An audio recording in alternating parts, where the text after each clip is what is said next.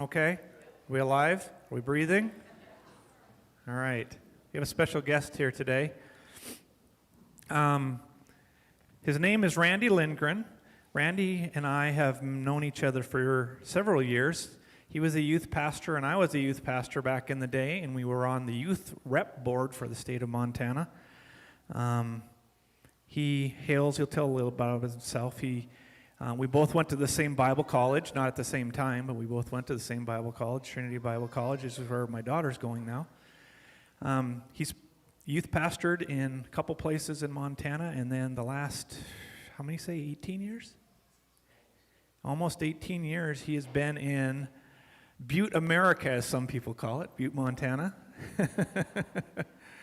And he is our assistant superintendent for the Assemblies of God for the state of Montana. And he has come to share a concept that is easier to be talked about by somebody not who your pastor is, but somebody else. So he's agreed to come and talk about the idea of sabbatical. My wife and I just passed, I think if you were here last week I mentioned this, we just passed 7 years as your pastor. November 1st was our first Sunday. And so it's been 7 years. Can you believe that? Wow. We came in 2016, it's 2023. And so 7 is a common number in the Bible, Sabbath and all that kind of stuff. So he's going to share with us about that idea and concept, and maybe at the end there's going to be a time of question and answer. If you have any questions with him or me about this concept, we'll do our best to answer them or try to find an answer. So can you guys give him a warm welcome as he comes and shares today?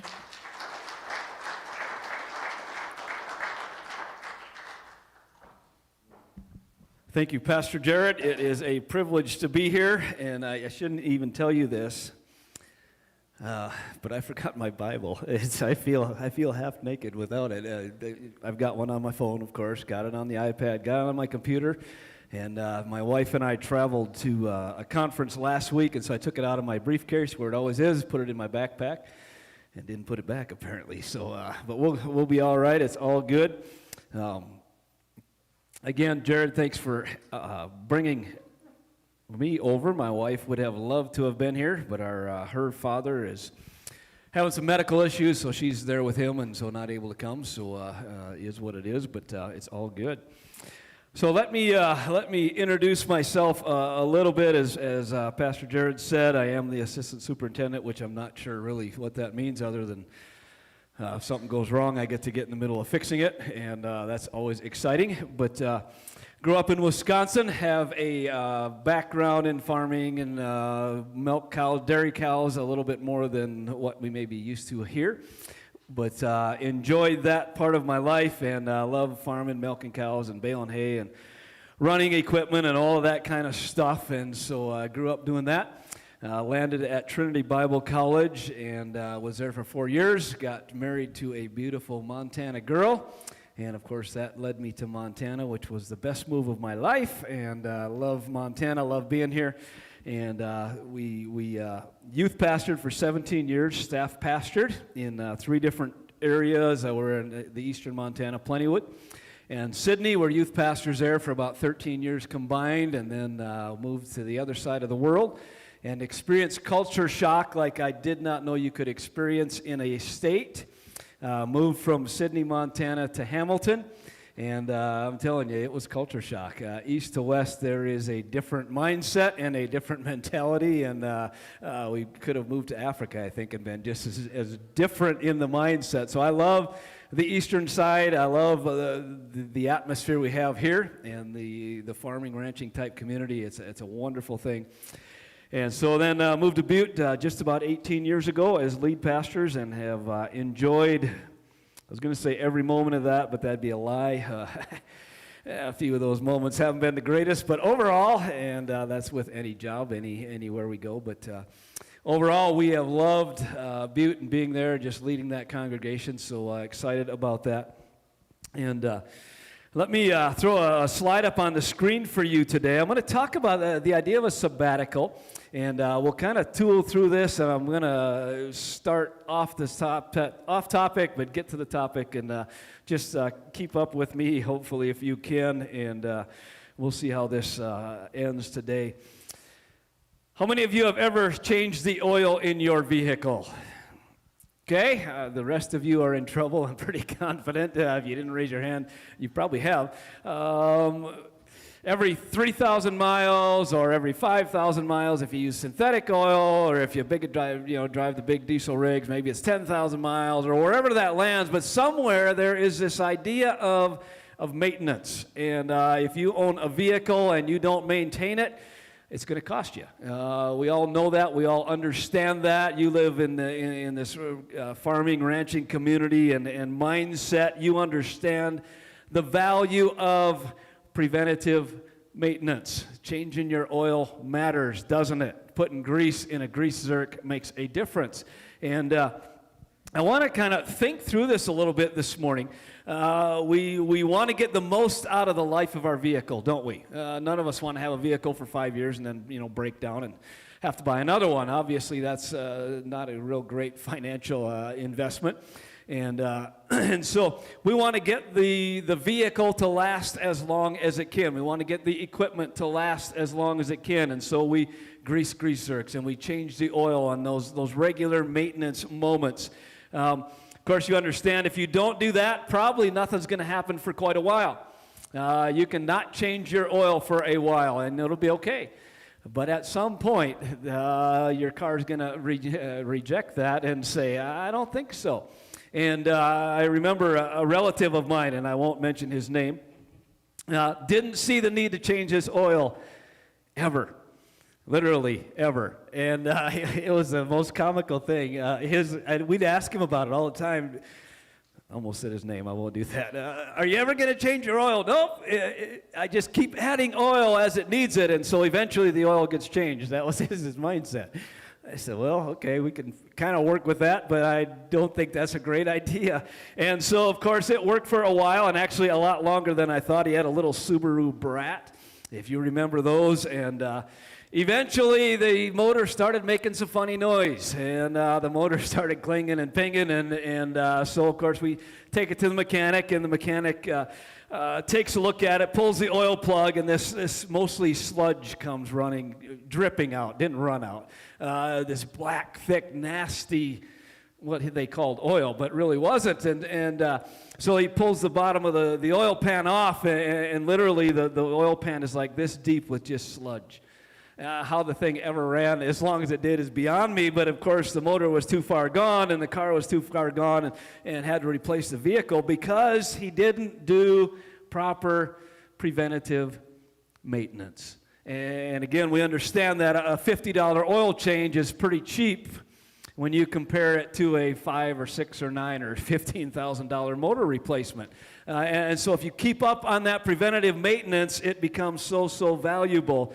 And so I want to talk about this idea of preventative maintenance today, and as we launch toward this idea of a sabbatical for the church and the pastor, and we'll talk about that in a moment, I want to set the groundwork with this thought today. Preventative maintenance, let me define it for you. Of course, we love the internet. We can jump on there and find dictionary definitions and all those things. Preventative maintenance defined. It is regular and routine maintenance of equipment and assets, okay, in order to keep them running and to prevent any costly, unplanned downtime from unexpected equipment failure. Now, that says a lot, but ultimately, take care of stuff and it's going to last longer. That's really the thought process behind preventative maintenance. And we understand it again in this culture. When harvest season is coming, do you start taking care of your equipment 3 days before harvest? Of course not. You spend all summer long getting your equipment ready for harvest. You spend all winter long getting equipment ready for planting season. So when the sun begins to shine and the fields get dry enough, you're out there and you're going at it. And so we're doing those preventative maintenance things during the downtime. So when it's go time, you can go. And we see it all around us. Again, I grew up in that farming community, and I worked for a custom field work guy for about almost 3 summers, put myself through college spreading liquid manure, and that's a Wisconsin thing, if you understand that. There's some wonderful pieces to that, and I smell it, and I smell money. And my wife smells it, and she like throws up every time we go back to Wisconsin. But I understand the value of a grease gun, and I pulled these 33,000-gallon tankers, and we'd spread the manure in the field, and every single morning before, well, we ran 24 hours a day, but once a day we'd stop and we'd shut the machine down, and we'd get out the grease gun, and we'd do the maintenance, and every single day we kept up and we kept up to prevent those breakdowns from happening when we were out there trying to make some money. I didn't know this until I started preparing for today. But I began to do some research, and OSHA, how many of you OSHA fans out there? Yeah, if you're in the building industry, you're like, yeah, just shut the door when they come. We're done for the day. OSHA, the Occupational Safety and Health Administration, they require companies to have some kind of a preventative maintenance program in place. Didn't know that.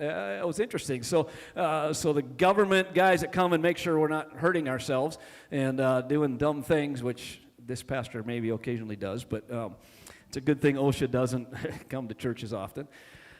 But they require a company to have a preventative maintenance program. Why? Because it keeps the equipment safer. So the stuff we're strapping on, if you're up in a building and you're in the construction industry and you're hooking on the harnesses and those kinds of things, they come in and inspect those, and there's a shelf life on those because they want us to be as safe as we can be. And so that preventative maintenance is a healthy thing, and it's a good thing, and it's a vital thing even in the eyes of OSHA. So for your own health and safety, they have a preventative maintenance program in place. And I'm here today to help us understand this idea of pastoral preventative maintenance. That's what a sabbatical really is. It's helping your pastor maintain health and maintain safety and be able to lead much more effectively than maybe if he's on the burnout side, or he's been, burning the candle at both ends for too many days and too many hours, and the health begins to waver. And so I want to address this morning, and I want you to just walk through this with me with some of these thoughts. Trust me, church, from a leadership perspective, doing what I do within the network, being proactive and keeping your pastor and their family healthy is much, much better than being reactive and trying to walk through your pastor when we hit that burnout stage, or they've come to a place where they're just at the end of their wits and don't know how to handle it. And we see it happen over and over and over with pastors and ministers, not only in our state, but across the nation and around the world. And so this preventative maintenance thing called a sabbatical can be very, very helpful in getting ahead of the curve instead of behind it. And if we're operating behind the curve, it's never a great place to be. We understand that. Now, so, and please understand, I'm not saying Pastor Jared is burning out and is at the end of his rope. That's not why we're here today. The best time to take a sabbatical, the best time to take some time away and just connect with Jesus and connect with family, and I'll explain some of that in a moment, is when they're healthy. And it's that preventative maintenance. When they're healthy, let's give them that so they can remain healthy rather than get to that point of breakdown and intense issues and then say, oh man, maybe we should fix this. But let's get ahead of the curve instead of behind it. And so that's the thought process, the idea of a sabbatical. So today, and let me read this the way I wrote it. I want us to hear this. Today it's about us rethinking how we have historically, maybe unintentionally, treated pastors. And the philosophy for years has been, and it's unsaid, and it's not intentional, but oftentimes a pastor does it to himself. It's ride them hard and put them away wet. And we understand that concept in that world is, man, they're here to go hard, and they should go hard, and they should go hard. And they should give everything they've got to give, and they should give everything they've got to give. That's 100% correct. But there's also a place for rest. And there's also a place to take some moments aside and say, okay, let's back up the train a little bit. And I've been going hard, and these guys have been 7 years now going hard and giving everything they've got to give. Maybe it's a moment to say, let's step back and let's put on the brakes. and let's take a moment to rest, and let's take a moment to connect with Jesus again, because it's so interesting. Everybody thinks the pastor, they sit around and read their Bible all day, and they pray all day, and I wish that was the case, honestly, but pastors go hard. And again, that's why I'm speaking here, and he's not. It's kind of an awkward thing for him to get up and say, oh, I work really hard. Well, he does. And I want you guys to understand that. Pastors are under stress that we don't understand, that you don't understand if you're not in that realm and not in that area, the spiritual burden they carry for a community, for a church body that weighs heavily upon them, and they may marry your daughter one day and bury your father the next day, and that's all a part of this emotional challenge that happens in pastoring. And so today I want us to rethink how we have historically, again, unintentionally treated or experienced pastors, and recognize the fact that maybe we can do it a little bit differently. Maybe as a church body, it's time for us to think a little bit differently. Think not what has been, but maybe what could be, as we honor our pastor in this manner. And so maybe some preventative maintenance for your pastor is going to keep him firing on all cylinders instead of only firing on half. And I know pastors that have pastored for years not firing on all cylinders, that were hurt, that were disappointed, that were struggling, and yet kept doing what they needed to do as a call of God on their life. And so we want our pastor, hopefully you want your pastor firing on all cylinders. And this is a helpful preventative maintenance process to maybe help them get to that point. And so today we approach the topic of a pastoral sabbatical. Pastor Jared and the church board and I met back in June. I came over and we spent some moments with the board, and kind of was beginning to kick this idea around, and had a great conversation with the board. We spent a couple hours talking about this idea and what it entails and all of those things. And so now they felt like it's to this point now, let's bring this to you as a church body. Let's put it before you and begin the process. So understand, we're not saying, hey, Pastor Jared's going to go on a sabbatical for 19 months, starting next week. Okay, we're not there. But this is a beginning process to help them get to that point, and to hopefully be able to engage in this thing called a sabbatical. So for our purposes today, let me define sabbatical, and you can find 100 different definitions. Let me, for our purposes today, and it'll be on the screen behind me, Sean Neomick, in his article, How to Structure a Pastoral Sabbatical, gives us this definition. And I thought it fits our message well today. It fits our thoughts well today. It's simply this: a pastor's sabbatical is time away from the church to reconnect with God and rediscover God's purposes for their lives. And so we'll come back to that as we continue to process through what this thing looks like. But that, for today's message, that'll be kind of the definition that we will try to camp out on a little bit. Again, let me preface this by letting you know that our church in Butte has actually sent Tammy, my wife, and I on 2 sabbaticals. We've been there for 18 years or almost. And so at 7 years, one of our board members came and said, hey, have you ever considered a sabbatical, Pastor? And I said, no, only lazy guys take sabbaticals. And that was my mindset. It really was. And if you know me, I'm a foot on the gas guy. I love to work hard. I love to, if it's out there, let's go get it. And that's just the way I live, and it's the way I've always lived. And so I told him, I said, no, I don't think that's a necessary thing. We're doing good, marriage is good, our kids are great, everything's happy. And so the one board member said, well, I disagree with that, Pastor. And I said, what? Wait a minute. And so we had this great conversation in the board, and through a process of about 5 or 6 months, I began to realize maybe this would be a healthy thing for me. Like I said, we're doing good. We felt like we were in a very healthy spot. And our guys said, hey, you need to consider this. It's this preventative maintenance thing. And so over the course, it actually was almost 2 years to get us to the point where we took our first sabbatical. And they gave us 3 months, and we'll talk about a lot of those things maybe in the question and answer time. The details you can walk through, and it'll look different in every church, but they gave us 3 months, and they gave us a chunk of money and said, go away, Pastor. And And that's actually a hard thing for a pastor to do. There is passion within your pastor's heart for the community and for you all as people and the people around him. And so to say, okay, I'm going to step back and let somebody else take the wheel for 3 months, it can be an intimidating thing to do. And so you have to process through all of that as a pastor. And so we did that. And so my wife and I actually hooked up our camper and spent 2.5 months on the road. Because if I stayed locally, I would just find something to do, and I would work, and that's just what I'm going to do. And so my wife said, you're not staying home. And so we hooked up the camper, did about 30 states. We went from Montana all the way to the East Coast up to Vermont and all the way, made that kind of whole loop. And it was the most refreshing moments of our lives in ministry. At that point would have been 25-ish years, 22, 23 years deep in ministry. And most refreshing thing we had ever done. And it was a powerful, powerful thing for us as a couple, as a family. Our kids were out and gone by then. And so it was just us two and figuring out how to live together in that empty nest thing. And it was a wonderful thing. And our second sabbatical landed 7 years later.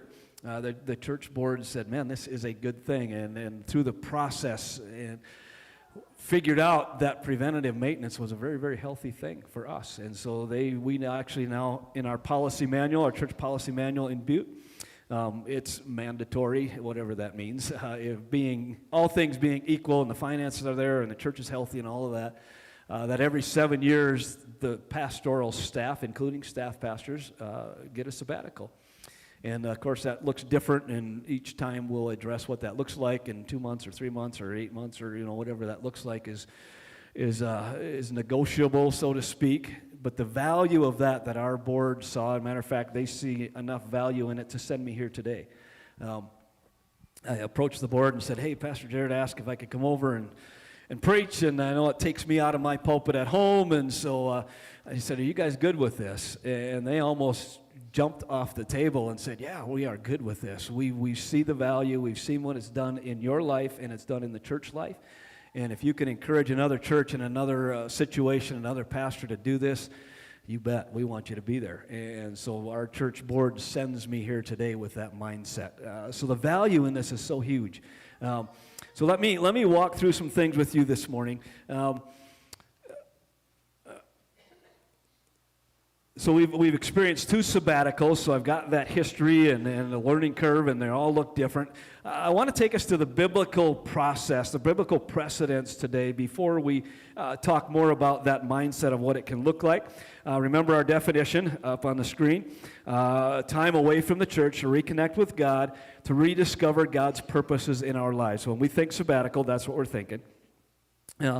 So let me take you to the scripture this morning, and it's actually a very scriptural thing to think about in this preventative maintenance mindset.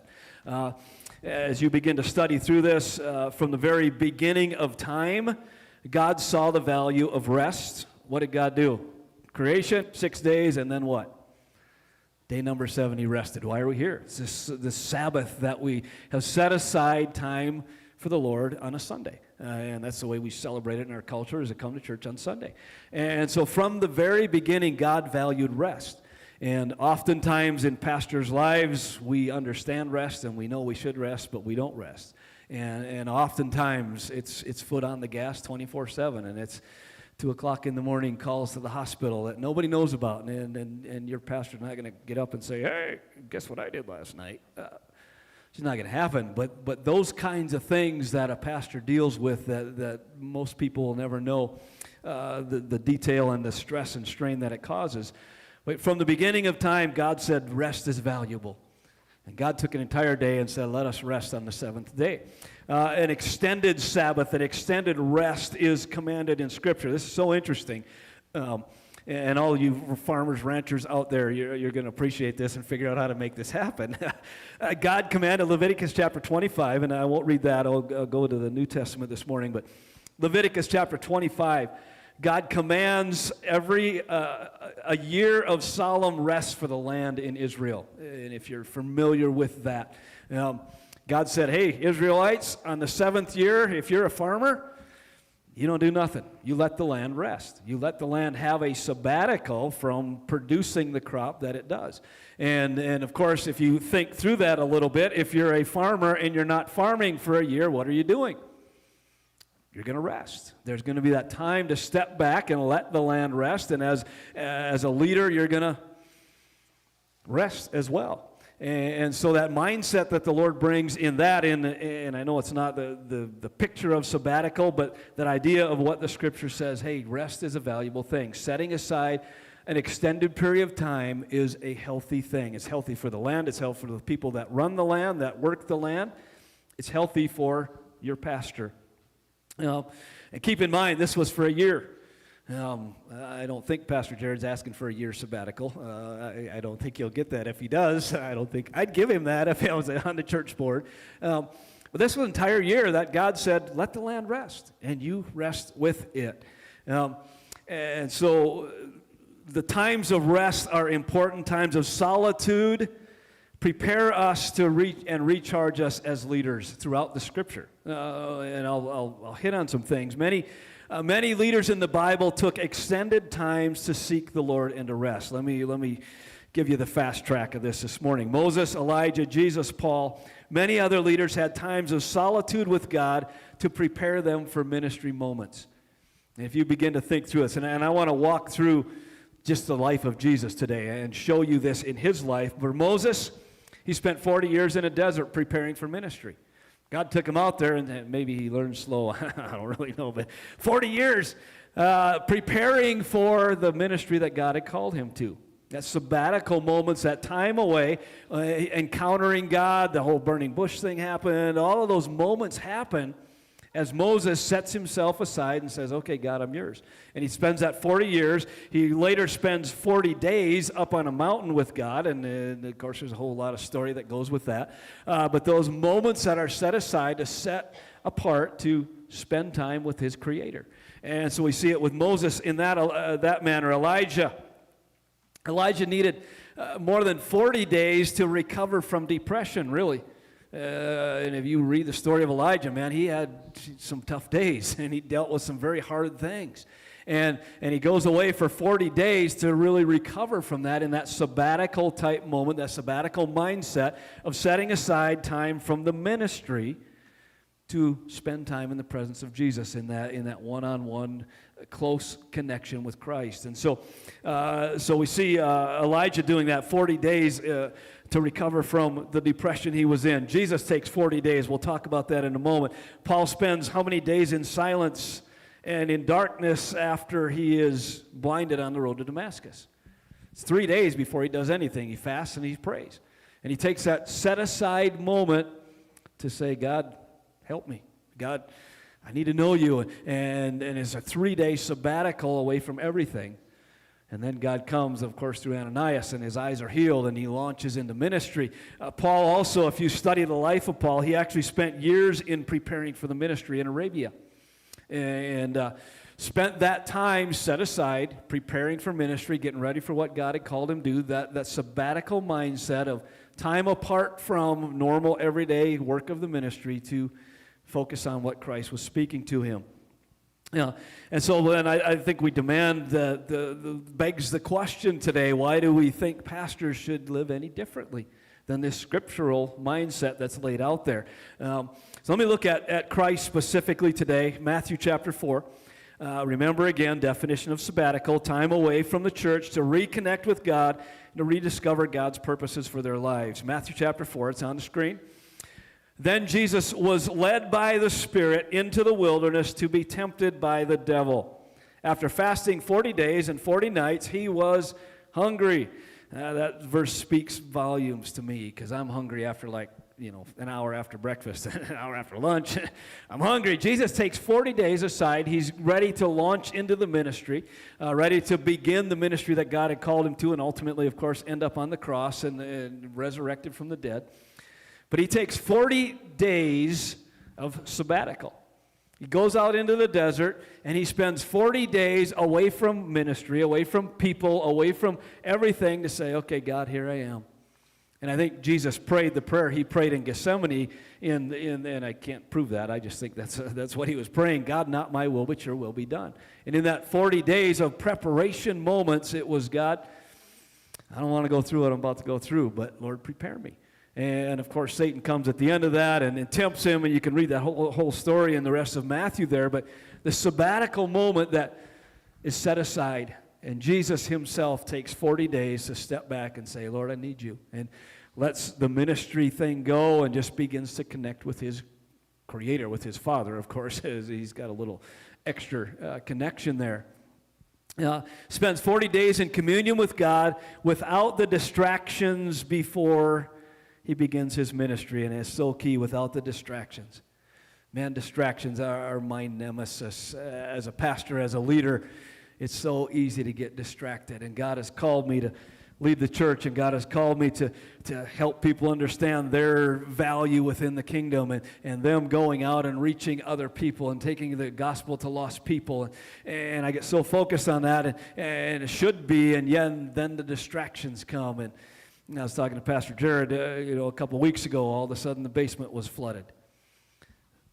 What does Pastor Jared do? You get out the shop vac and you start shop vacuuming, and you clean up the mess and you deal with it. And that's part of life, and it's part of ministry, and it's part of who we are. But those distraction moments are so easy. And the further we dive into ministry and the deeper we get, the harder it is to oftentimes set aside the distractions and keep the focus on the main thing. And so sabbatical gives us a moment to step back and let the distractions go, because we step aside from normal everyday ministry life, and we say, Lord, speak to me. And that's the desire, and the desire of the sabbatical moment to have as a pastor, as a couple, as a married couple. That's all part of all of this that works into this. So Jesus is led into the desert. He spends 40 days in communion with God without the distractions that have come to life, the distractions that he's about to face. He spends that 40 days in sabbatical moment with his Father in heaven. He's led there. So interesting when we study this out. He's led there by God. So when we talk about this idea of sabbatical, it's not a new thing. We've already talked about that. It was way back when in the beginning. Moses, all of those pieces. God himself leads Jesus into the sabbatical moment, into this set-aside moment to prepare himself for the ministry that's about to happen. God prioritizes getaway moments, church, and this isn't just for the pastor. Sabbatical, if this thing happens, the church is involved in it as well, and the sabbatical involves the church as well, and you're praying for your pastor, and you're standing beside him, and you're filling in for him, and you're stepping up to the plate, and there's some ramifications of that for the church, and the sabbatical is a great moment for the church to grow as well. And we'll hit on some of those things again in the question and answer time. Spends 40 days in communion with God without the distractions. He's led there by God. Why is he led there? So interesting. God prioritizes the getaway moments, the sabbatical moments, for Jesus to be able to handle the temptation moments when they come. This is so key. Don't miss this. Because of the sabbatical moments, Jesus is able to deal with the temptation moments. And if I can put that in your mind, I want you to hear that this morning. Because of the sabbatical moments, Jesus set himself aside, went away with God, spent that time preparing himself. Because of those moments when Satan came, what happened? It was automatic. Jesus was hungry. Yeah, he was hungry, but that wasn't his focus. Satan said, oh, he's hungry. I can get to him through his stomach. And Jesus automatically responds, no, that's not how this is going to go. And he responds with the word of God. Because of the sabbatical moments, that away time, Jesus is able to deal with the temptation moments. We consider this preventative maintenance for the pastor. Preventative maintenance works. We see it in the life of Christ. Let me go to Mark chapter 6. Again on the screen. Mark chapter 6, verse 31, then because so many people were coming and going, they did not even have a chance to eat. He said to them, Jesus now speaking to his disciples, come with me by yourselves to a quiet place and get some rest. Man, pastors miss this verse so often. So they went away by themselves in a boat to a solitary place. You go read the whole story. It's a powerful story with Jesus and the disciples in this moment. Jesus was not welcomed in his hometown. He was kind of kicked out of there. Couldn't do ministry there. He healed just a few people in his hometown. So that's on the disciples' minds. Jesus sends the disciples out in pairs, sends them out to do the work of the ministry. So he sends them out. And it's so interesting to read. You can jump back up to verses 12 and 13. And as you read through that independently, they went out and so 2 by 2, he sends them. They go out. They preach that people should repent. Verse 12 and verse 13, they drive out demons. In verse 13, many are anointed with oil and are healed. So this powerful ministry moment's happening. And so all of this stuff's going on. They're out, they're sent out, they go out, they do all the stuff that Jesus told them to do, and this powerful stuff's happening, and they come back, and they're jacked up, and they're cranked up to tell Jesus, man, you should have saw it, it was so cool, we prayed, and this people healed, and we prayed and talked about relationship with Jesus, and salvation, repentance, and we drove out demons, and so all this excitement's happening. And it's awesome, and they're all there, and yet in the midst of this, John the Baptist had just been executed, had been beheaded just before this, and so people are now saying, oh, Jesus is John the Baptist reincarnated, brought back to life again, and so there's confusion in that, so Jesus is trying to teach that, and so there's so many moving pieces going on in this story. And Jesus recognizes where the disciples are at. And he's like, man, they want to share and they want to tell me what's going on, and yet people are trying to call me John the Baptist, and I'm not that, and so how do we clarify that? And there's so many moving parts going. And this emotional roller coaster is going. You ever been on the emotional roller coaster? Man, we all get there at times. And this is happening, and it's a great thing, and then this happens, it's not a great thing, and somewhere in between we're trying to figure out how to connect the dots. And Jesus understood how busy they had been, and he realized the importance of finding a quiet place to process and to review everything that was going on. Jesus says, hey guys, let's get in a boat and go for a ride. We need to step back from the crowds. We need to step back from the ministry. And we need to go spend some time together just processing this and talking through this and figuring out what's going on and how can I help teach you some more through this. And of course, the distraction happens, and I still haven't mentally quite figured out this, because they jump in the boat and they start heading out, and 5,000 people follow them, and Jesus has compassion on the crowd, and so he sets that sabbatical moment aside with the disciples to minister to the crowd. And that's just the compassion and love of Christ. But Jesus recognizes that need. Hey guys, let's get away. We need to step back. We need to refocus, and we need to redial up what God's doing and how God wants to use you guys, and let's process this. So the value of that alone time, Jesus knew it, and he recognizes it, and he takes his disciples in that direction. Jesus sees the value in getting away and resting. And church, you and I need this place of rest too. Not just your pastor needs this. We all need this at moments of life. Sometimes it's good and healthy for all of us to think about this sabbatical moment, and it isn't going to look like what it'll look like in a church setting, but in a local setting, in a home setting. Do we take time to step back and rest? And when life's going nuts and there's 1,000 things happening, do we just take a moment to step back and say, all right, Lord, I need time with you right now. And I need time to step back from the ministry, from the everything, and just have time with my Savior. Luke chapter 5, verse 16 says this, but Jesus often withdrew to lonely places and prayed. And so we see this pattern in the life of Christ over and over again if you begin to study his life. This pattern of Jesus himself stepping back, take a deep breath, relax, rest, spend time with his Father, and then step back into ministry and put your foot on the gas again. And we understand Jesus did that. There was no rest. I mean, he was going hard. Time away from the church to reconnect with God and to rediscover God's purposes for our lives. We've discovered the sabbatical moments are not a new thing. God has used the sabbatical concept at the beginning of time. With that idea of a pastoral sabbatical may seem strange and new to us. It's really not. And it's interesting, actually, many churches, this is becoming very common across our district specifically, but around the nation, around the world as well. The sabbatical thing is really beginning to take root. And so there's many pastors across our network have already experienced this or in process of it. This preventative maintenance thing called a pastoral sabbatical are common actually in the secular world.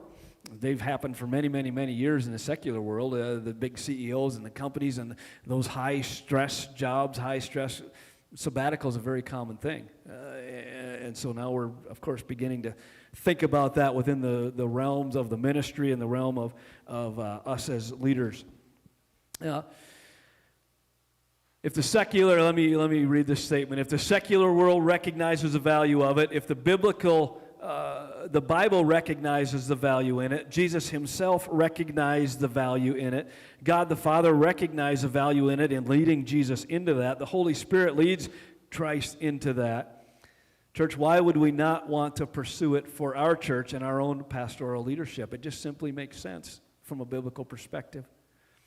Now let me take the last few minutes that I have this morning and give you some nuts and bolts. What might it look like? And I want us to shift that mind a little bit. What could a sabbatical look like? And let me help you understand it looks different in every single situation. Every church has its own needs. Every pastor has his and their as a family own needs. And I don't know if Pastor Jared's comfortable pulling a camper for 10,000 miles or not. I have no idea. It's irrelevant. What's it going to look like for them? Not going to look like what it looked like for us. But the concept of that time away is such a valuable and important piece of this puzzle. It's going to look different in every church. Personality, needs, places in life, seasons of life. There's so many factors that come into this. Could be from 1 month, could be up to 6 months. I've known some pastors that have taken a year's sabbatical, and their church has given it to them. So again, there's no right or wrong. There's no good or bad. There's just how's this going to work in this church and in this setting, and you guys will have to process through that with your pastor. 3 months is very common, so I'm just going to use that for context because that's what the church gave us, 2 different 3-month sabbaticals. Time away from the church means this. It means no contact. Now what? I can't call the pastor and take him out to lunch? Nope. And you'll walk through this again, but no contact means no contact because as soon as after 2 months, and you call him and say, hey, let's do lunch, automatically his mind is back here. And his mind is back in pastoring, and his mind is back in what's going on and how can I help? And so to protect that, we ask basically no contact. Now the board will contact, obviously have connection if someone dies or, there's some major things that happen that have to have that. The board would have that right, so to speak, to call him. But outside of that, it's really a no contact moments. And that's tough for us to swallow sometimes. Wait a minute. Oh, man, my pastor. Oh. But as you process that, we understand the value in that. So time away means time away, whatever that looks like for these guys, for whoever would take that. And for us, it was leave town because I had to. For these guys, it may not be. Again, what's it going to look like here? I have no idea. But I know the value of it, and I'm here to present that today. The church will have to step up in leadership and those kind of things, which is very healthy for the church. And it's so interesting to see how the church blossoms while the pastor's gone. I gave away a lot of things to go on a sabbatical, and when I came back, the Lord very specifically said, don't pick those things up again. You have great people doing those things. Let them do them. And so it changed a lot of what I did because we had great people running them, and they're still running them now 14 years later. Still involved in those leadership positions. And so the value to the church is huge. Let me tell you what it's not. Sabbatical is not a 3-month extended vacation. And automatically, as we think, the pastor's going to be gone for 3 months, doing nothing, he's going fishing, he's going hunting. He may do some of that. But it's not a 3-month vacation. Sabbatical is substantially different than that. It's not a reward for being here for 7 years, and you've survived in Harlow for 7 years. So that's not the idea at all, okay? Understand that this morning. It's not a chance for Pastor Jared to go check out another church that might need a pastor. And oftentimes that's one of the fears. Oh, he's going to go and he's got 3 months to go check out 10 different churches, and then he's going to come back and resign. Now, if God leads him to come back and resign, but God can lead him to resign while he's sitting right here as well. And so, but it's not an opportunity for him to go church shopping. He's not going to do that. It's not the purpose of the sabbatical. It's not a free-for-all where the pastor has no accountability to anyone and he just lives life to its fullest. There will be some living life to its fullest, you bet. But there will be accountability in that. What it is, sabbatical, 3 months, and again, that's just a number because that's what we use. 3 months away to clear the pastor and his family's minds of ministry. Again, the mental, the physical, the emotional exhaustion that happens to a pastor, specifically a lead pastor, is huge, and so it's a time to step back from that. There will be goals in the sabbatical, and so Pastor Jared and I have spent quite a bit of time talking through this. His 3 goals, and I hope I'm okay, I didn't ask you this, can I put those out there? So the initial goals for Pastor Jared at this point, if this moves forward, and again, we're not saying it's a done deal, this is a if thing. Number 1, rest, physical, mental, emotional rest. Number 2, to reset, to gain new strength from the Spirit. And number 3, to renew, to come back with fresh vision. And so it's not him just getting away and forgetting about the world, but it's allowing God to dump fresh vision into him. That's the 3 goals that he's set, and then those may change, and those may look a little different by the time it happens, if it does. But that's the goals that he would see right now as his rest, reset, and renew. Jared would have a coach that will help him meet the goals. On my sabbatical, I've done both. I've had a coach, met with them every single week on Zoom or whatever that looks like. Spent time together with them. Stayed with them for a week, actually, my coach, and it worked, and we were able to do that. And so the coach is there to keep him on track. So he's going to set those goals out. We're going to sit down, and whoever his coach is, and he will sit down and say, okay, how am I going to refresh? What does this look like? How am I going to renew my strength? And a coach will help him stay on target for that. And they're going to spend once a week together, maybe going through a book, whatever that looks like, to help him and them stay on target, stay on track. So it's not just a free-for-all. It's actually can be very structured. It should be very structured to one extent. Weekly homework, again, on our sabbatical, I had every single week we went through a book together, and then it was dreaming for future when the last 3 weeks of my sabbatical were then to begin to refocus on the church and what God's speaking to me about the church. And so we spent time with my coach walking through that. What's the Lord saying to you? Asking hard questions, asking man-to-man questions. How are you doing family-wise? How are you doing with your wife? How are you doing with raising kids? And those things are important and oftentimes get ran over in the work of the ministry. And so it's to refocus our lives that way. So again, it's not 3 months off. A healthy pastor is essential for a healthy church. I believe that with all of my heart. Preventative maintenance for a pastor will help them in the long haul in ministry. I'm in Butte for 18 years because of 2 sabbaticals. Not that I would have turned tail and ran, but at the point where we were in need of that sabbatical, which I didn't think I needed, and honestly, and let me just share, and I'll ask Pastor Jared to come back in just a minute. Both of our sabbaticals, Tammy and I felt very healthy. We felt like we were doing well. We felt like we were heading in the right direction. God was moving within us, but to shut down from ministry is hard. People are like, 3 months, that's a long time. So, and this is personal experience, so it took us on our first sabbatical, it took us 6 weeks before we turned our mind off from ministry, where we could just walk into a church, and we went to church every Sunday night, everywhere we went, we just found churches to go to and be a part of and just let the Lord minister to us. Went forward for prayer anytime there was prayer available. We went forward and just said, Lord, speak to us. And had some great moments, the Lord did that, but it took us literally 6 weeks to be able to walk into a church like I walked in and sat right there this morning, just lift my hand and worship. And out of that, I learned the value of just saying, all right, Lord, this is yours. This isn't mine. It's yours, and it's your church, and you're in control.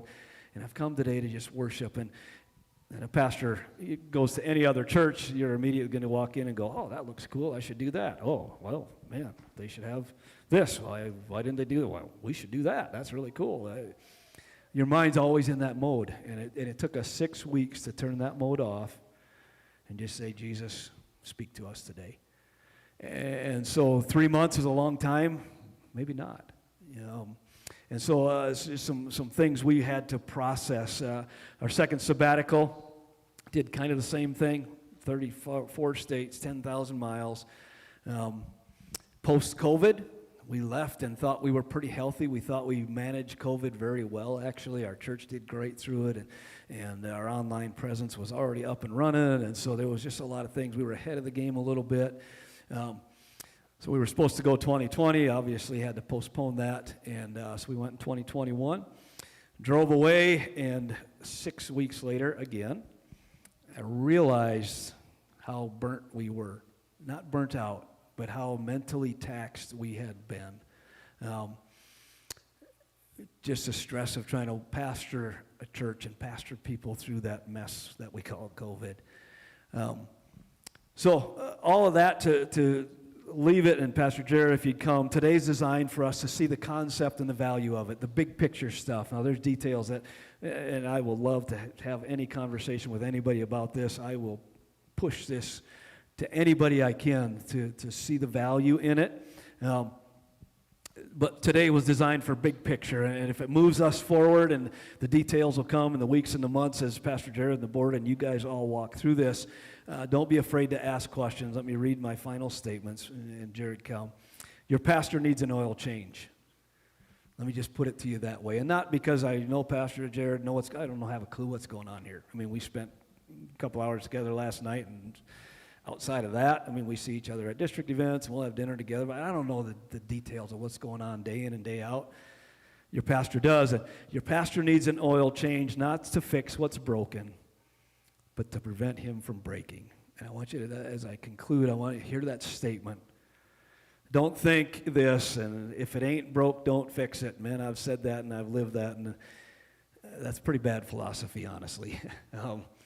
If it ain't broke, don't fix it. It's not the way to run to get. Rather, think this way. If it ain't broke, let's keep it from breaking. And that's what preventative maintenance does. And that's the idea of this sabbatical. So, Jared, it's time for an oil change. Thanks, Randy. Now, we asked the board if Randy would be available to some questions. They didn't want to put it online in case you guys have questions and don't want everybody